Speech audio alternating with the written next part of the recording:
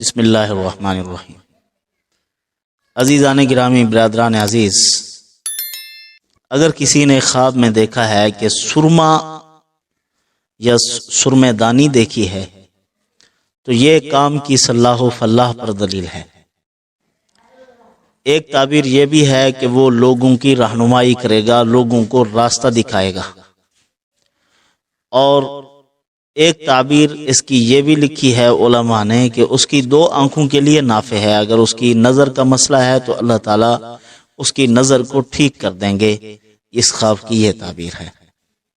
اگر ایک آدمی سرما بیچتا ہے تو اس کے بارے میں علماء معبرین نے لکھا ہے، سرما بیچنے والا لوگوں میں اصلاح کرنے والا ہے، لوگوں میں اصلاح کرے گا، رشتہ داروں میں اصلاح کرے گا، ٹوٹے ہوئے خاندانوں کو آپس میں جوڑے گا، متفرق دوستوں کو آپس میں جوڑے گا، یہ انہوں نے لکھا ہے۔ حضرت جابر مغربی رحمت اللہ علیہ فرماتے ہیں اس کے دینی دنیاوی کاموں پر صلاح و فلاح کی دلیل ہے، یعنی جتنی کام اس کے ہیں وہ سارے کامیابی کی طرف گامزن ہو جائیں گے، اور جتنی کام اس کے ہیں وہ صلاح پائیں گے، ٹوٹے ہوئے اور بکھرے ہوئے اور منتشر کام بھی ٹھیک ہو جائیں گے، اور جن کاموں کو کرنے کی نیت رکھتا ہے وہ بھی کامیابی کی طرف رخ کریں گے۔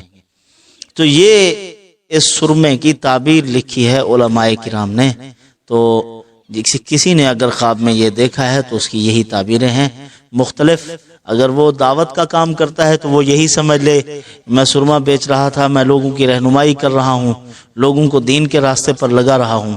اگر کوئی معاشرے کی اصلاح کر رہا ہے تو وہ یہی سمجھے کہ میرے خواب کی یہی تعبیر ہے کہ فلاں دوستوں کو اکٹھا کرنا چاہتا ہوں، میں ان کے جھگڑوں کو ختم کرنا چاہتا ہوں۔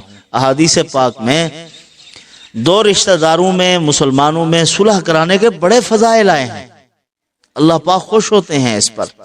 لیکن آج کل ہمارا ایک عجیب قسم کا کردار ہے کہ کہیں جھگڑا دیکھتے ہیں تو دو لڑ رہے ہوتے ہیں تو تیسرا ویڈیو بنانے لگ جاتا ہے، ان کے درمیان صلح نہیں کراتا، جبکہ باہمی صلح کرانی چاہیے، ان کے درمیان اختلاف کو ختم کرانا چاہیے۔ لیکن ہم یعنی جھگڑے کو پسند کرتے ہیں، آگے بڑھاتے ہیں، اور اس کا استہزاء اڑانا، مذاق اڑانا، ایسے لوگوں کو ہدایت نصیب نہیں ہوتی۔ آپ دیکھیں جتنے شعبے ہیں ہر شعبے سے لوگ ہدایت پر آ جاتے ہیں، لیکن اکثر طور پر آپ نے دیکھا ہوگا یہ جو صحافی ہوتے ہیں نا، یہ راہ راست پر نہیں آتے، ان کے لیے بڑا مسئلہ ہوتا ہے۔ اس کی وجہ یہ ہے یہ مخلوق خدا پر کیچڑ اچھالتے رہتے ہیں، ان کا کام یہی ہے، کسی کے عیب اچھالنے، لوگوں کو بتلانے، یہ چیزیں ان کے لیے گمراہی اور ضلالت کا سبب بن گئی ہیں۔